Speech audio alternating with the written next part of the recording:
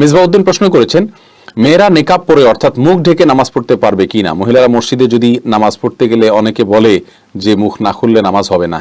সৃজন আহমদ জানতে চেয়েছেন, মহিলারা মাথা মাসাহ করার সময় চুল খোলা রাখবে নাকি বেঁধে রাখবে?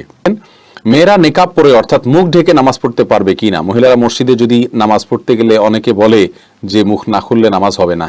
না, মুখ না খুললে নামাজ হবে না এমন কোনো কথা নাই।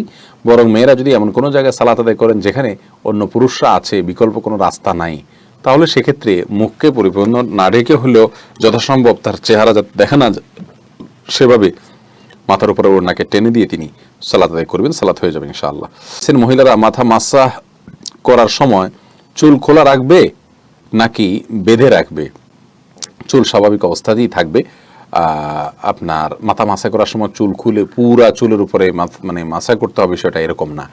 মাথার উপর অংশটা মাসা করলেই চলবে, অতিরিক্ত অংশ যদি বাধাও থাকে তার উপর দিয়ে মাসা করে ফেলবে, যথেষ্ট হয়ে যাবে ইনশাআল্লাহ।